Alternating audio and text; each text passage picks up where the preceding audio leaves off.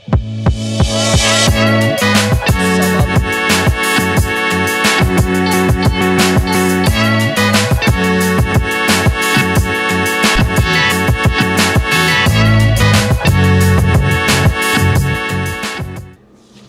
and welcome behind the bar. My name is James Beery. And I'm Chandler Phillips. And today we're going to be talking about this absolutely amazing home brew deliciousness from somebody, I don't know who. It's ambiguous. Who could have made something? Who could have... What? It's Hooch. Welcome to Behind the Bar. Who could make this illicit? I said your name, right? Yeah, I said my name. You said your name? You said your name. Mm-hmm. But you know what I didn't say? Like, comment, subscribe. This guy is good. For all your other tasting table, behind the bars, and Was That in Good Taste episodes. Let's just get right into it. Let's get into it. So, what is this? Why is this? And why is there so little of it? And why is that scary? The hooch in this unmarked mason jar is a 3-month aged apple brandy. Is that a good time age for apple brandy? Given the surface area, like the volume to surface area ratio of such a smaller because it's smaller, barrel, it's less amount. It's 5 liters is the size of the barrel. And how much did you put in there? And I put in... Well, I didn't do it. I mean, how much did a person put in? Nothing's being distributed and or sold. Don't make liquor in your house. There was probably about 3 liters? 3 liters... 3 to 4 liters of liquid put into the barrel.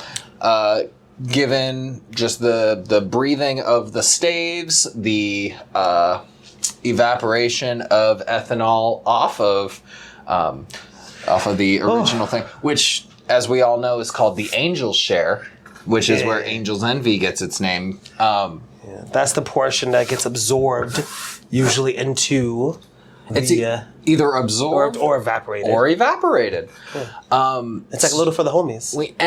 It's exactly what it is.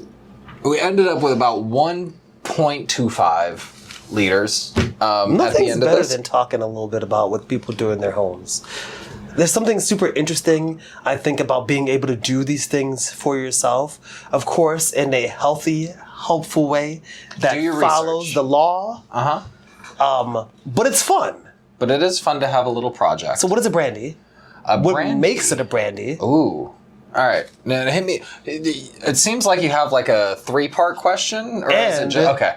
The third one is it's actually a little disconnected from the other two, is does the amount of air this is actually something I don't know about. The amount of air in the casks, right? Does that matter?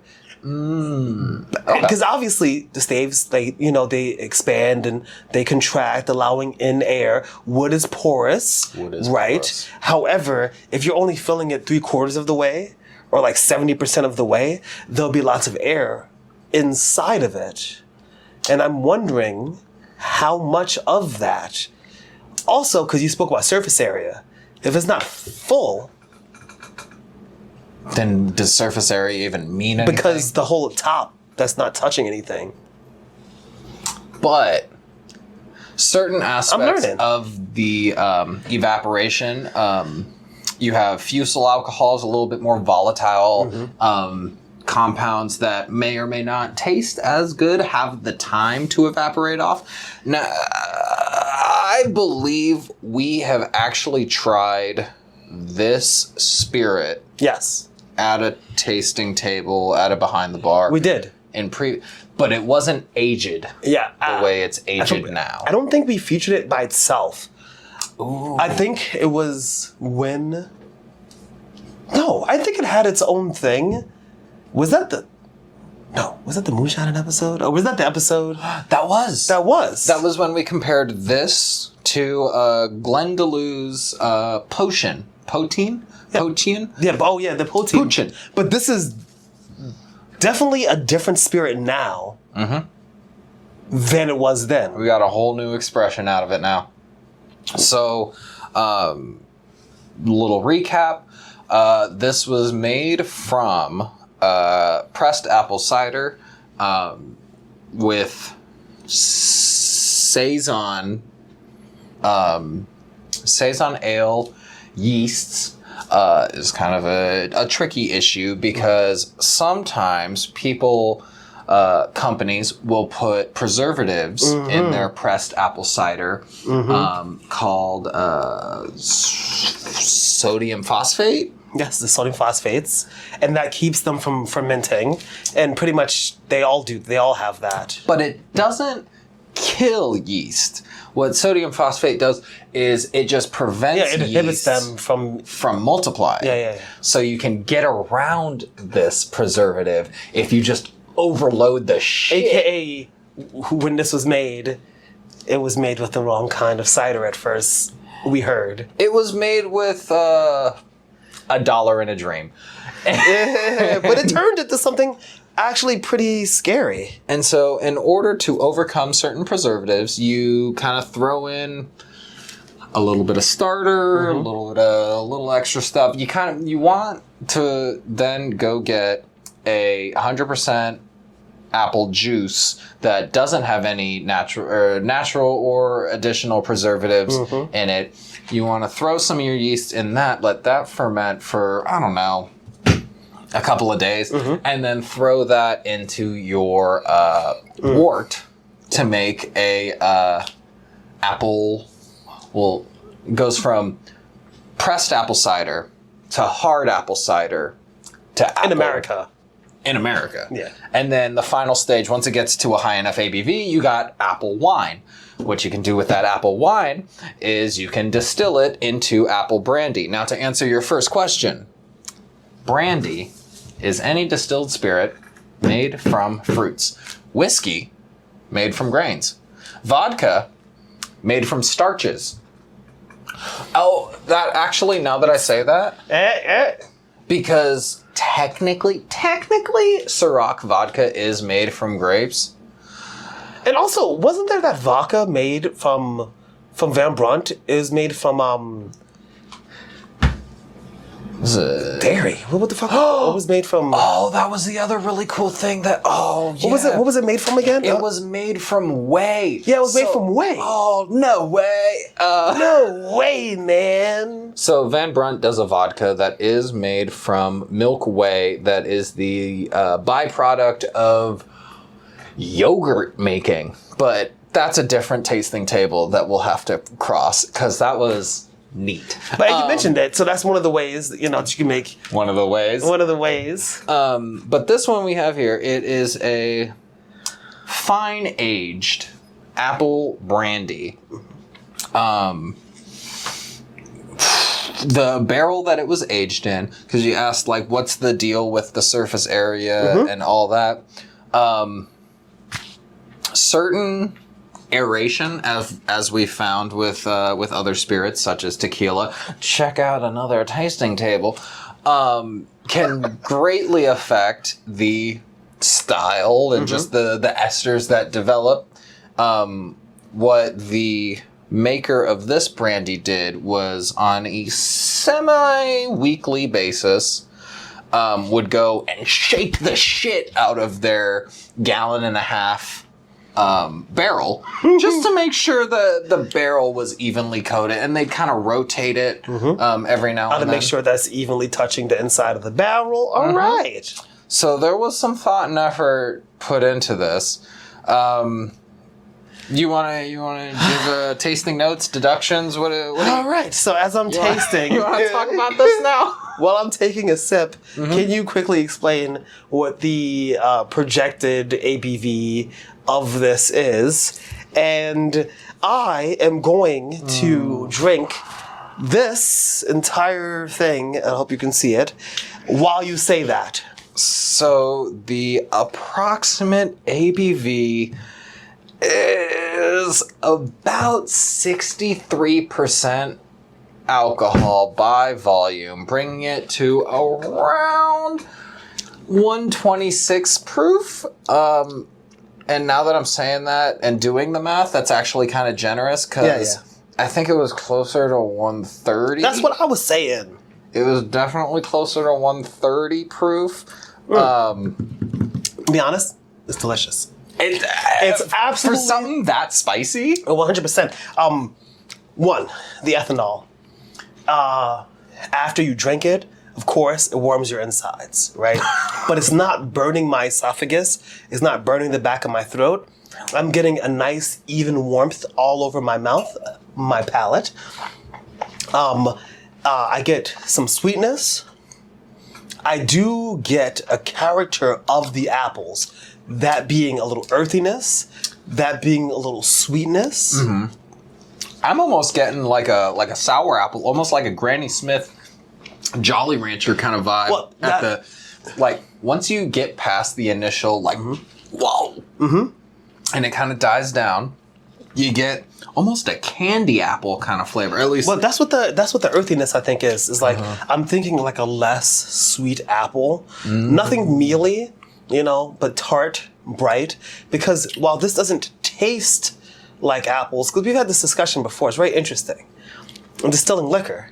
You distill it, you're getting rid of all the, literally the process eliminates it. So everything that's heavy effectively is affected by either gravity or copper, right? And as such, it doesn't make it in here. And that'll include a lot of the compounds, volatile and not, that create the flavors and of the things that you put in it, including apples. However, there's a few things to note here. When this was made, whoever made it, I don't know who, it obviously wasn't done in an environment like you would in a professional place. Careful now. That means actually that it's actually more likely that some of the apple product, because it might not have, I'm not saying the quality of distilling, it's just not as high. It's triple distilled. You know what I mean? Like, this is something that definitely is retaining more of the apple than is probably good for me. So that scares me a little bit. Just something to keep in mind. I just thought of this. Core vodka is distilled from Hudson apples.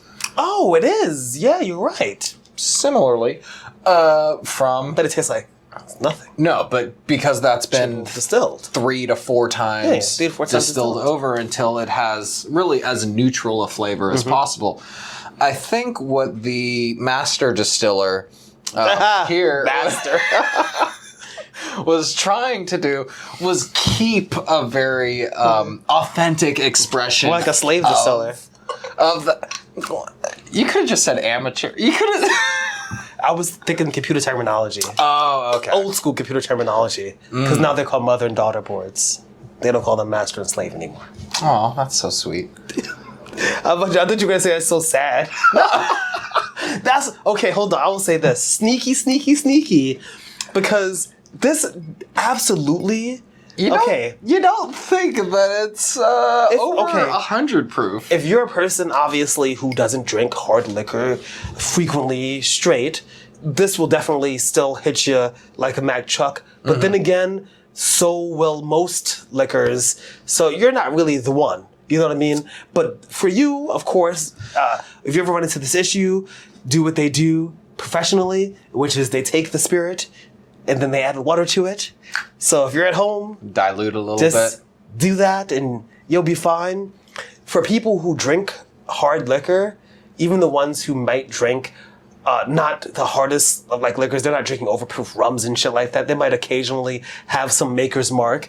I think they'll be able to handle this. A lot of things at this ABV, they kind of get into Everclear territory. Yeah. And I think, I'm not going to say it's in competition with anything, because it's not on the market, for one. But also, it's not being sold. It's not being sold. It's not being distributed. But if you, the audience, the listener, wanted to try something in the same kind of genre, check out Laird's Applejack or Apple Brandy, because Laird's is kind of like they're the bar. Yeah, 100%.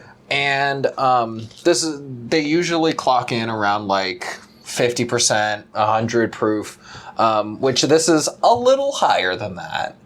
But I think it's not to the full detriment of the spirit. I think if the person who made this were to bottle at an appropriate ABV, say even about 100, I think. About 100, I don't think you want to go too low. I'd say 95. 95, like 48%.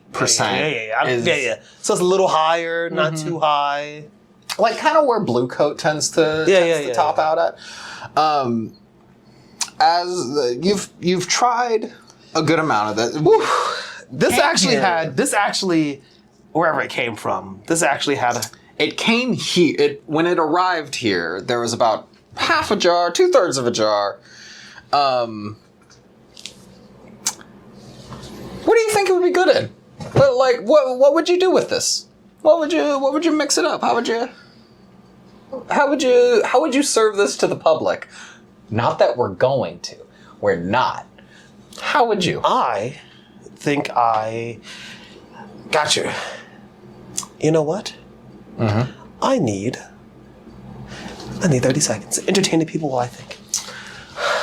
So, if you guys want to learn more about the art of distillation, there's a couple of books you might want to check out. Blackberries, fruit juice. I'm thinking like something light and refreshing with a little soda, like a.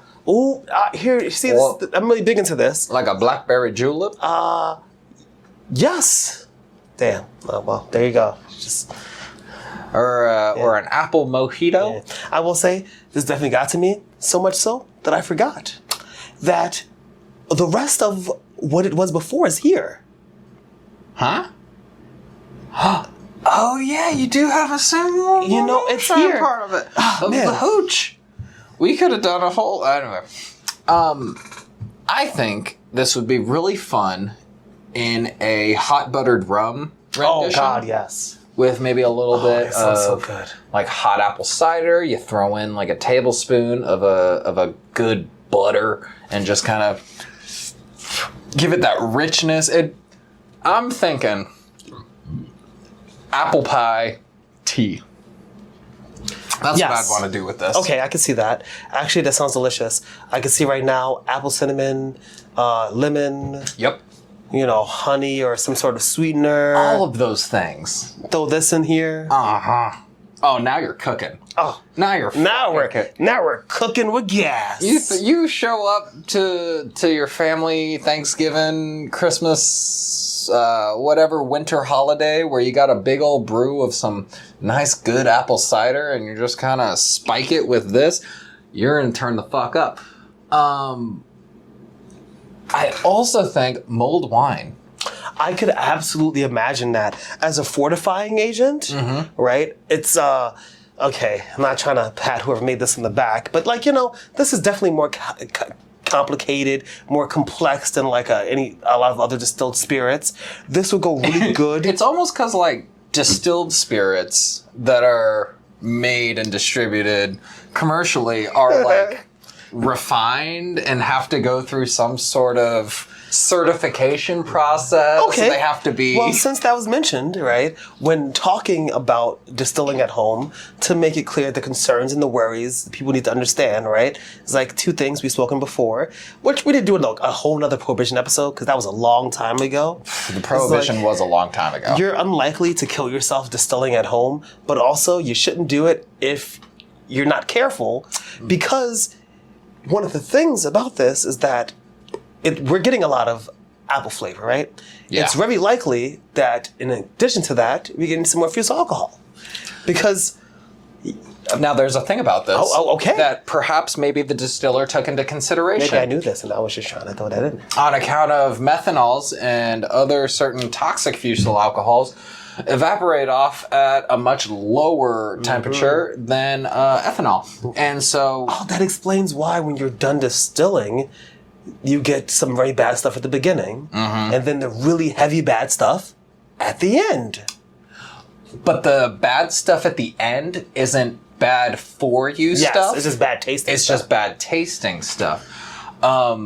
check out the Home Distiller's Guide. It's like a spiral notebook kind of thing, but it's got so much great information on how to, basically on how things go from nature to bottle.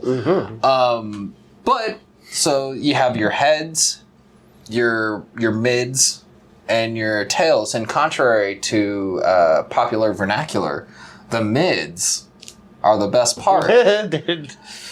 Because the heads, the initial runoff, is going to be a lot more methanol, which is the dangerous thing in home distilling. The fusel alcohols that just kind of taste whack, those will come in at the end with the tails, and they're not as toxic, but they just kind of, again, they taste discordant, not right. But with time, you let those evaporate off, either through barrel aging or through decanting, and you end up with a little bit more of a palatable spirit by the end of it. It's interesting because we'd been at what is it, Baby Jane? What is Widow Jane. We were at Widow Jane, and we were fortunate enough to like go in the back, look at their coffee still, take a gander. It's a hybrid coffee still, it's got like a whole pot still thing, and then it goes, which is cool because on one hand you get all the things that like it's like a cauldron hot pot where you get all the flavors, but then it goes through and the column still allows the distiller to go through and pick out which levels in the column taste the best, because as you go up, the flavors change based on the different volatile compounds. It's just a super sick setup, and I was so stoked to go check it out. We got to see the heads and smell the tails. And there's a reason we didn't get to smell the heads. We did not want to smell the heads. Because you smell the heads, especially from that volume and how much it was in, because it had to be about a 30-gallon, like, looking like water jug type thing. Yeah.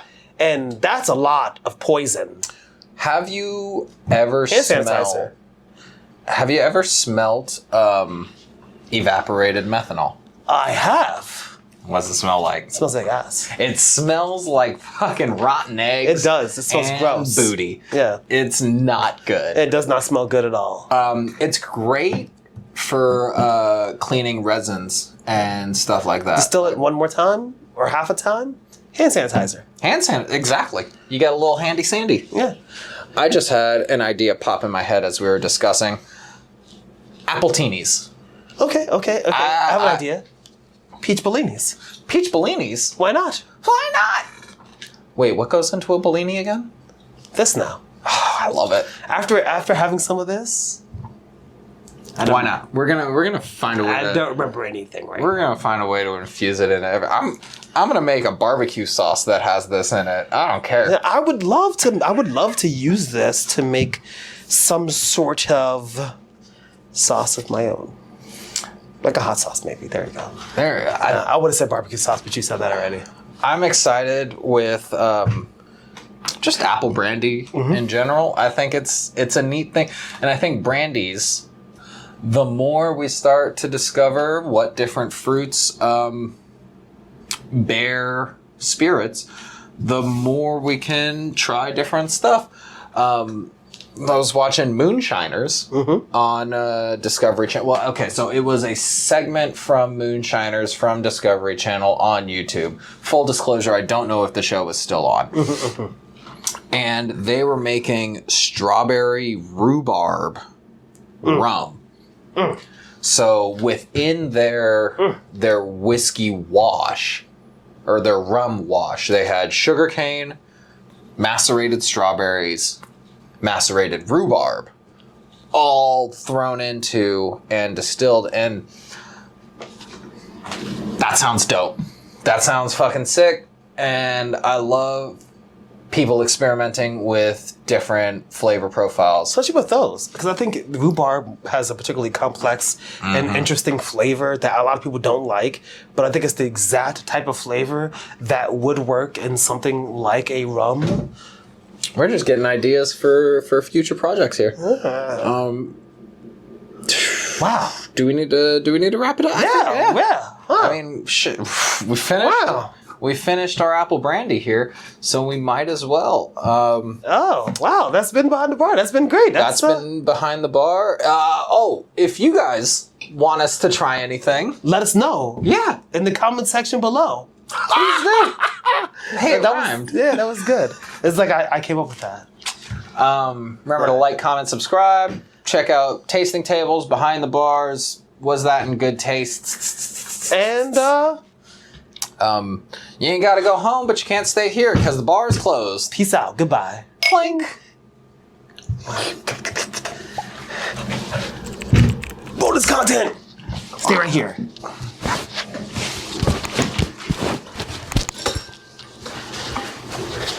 Bonus content. Hey, if you're still here after this, or side content, look what we have here. We got the pre-barreled, the virgin moonshine of what we just tasted. So I guess we'll just take a quick little, we're gonna just do that. We can do both. Oh, yeah. This is one of my favorite things to do. So explain what's happening here. I put too much in my hand. You put a little too much on my hand. Well, it'll stay clean. So, what was it? We were watching a documentary on alcohol distillation, and one of the things they did at the Buffalo Trace distillery was they let people try the moonshine, and then instead of just saying, hey, try this super high alcohol thing, they said, put a little in the palm of your hand, rub it around, and then smell your hands and try to identify the smells that you have coming from your hands. And that's a pretty fun way to try moonshine. It's like interesting because you don't blow out your palate that way. Instead, I'm getting a whole lot. Sourdough yeast. Yeah, it's very yeasty. Very yeasty. Oof. Now, if I remember about the process of making this, we kind of had to overload on yeast a little bit. Whoever did. I'll say this though. They're real fun for bonus content. They just want to watch us drink it. Fuck. If you want to hear more about this, you can go back and you can listen and watch the episode Moonshining. We're gonna try this in a couple of moonshines, and oh god, I don't want to have to do it again. Wait. All right. I mean, we could always like hit it with a little. No. Oh, you want to give the people the truth? I'm here for the truth. All right. I'm giving them what they want. Yeah. If you want to see more stuff like this, let us know, and then we'll Patreon it or something. Or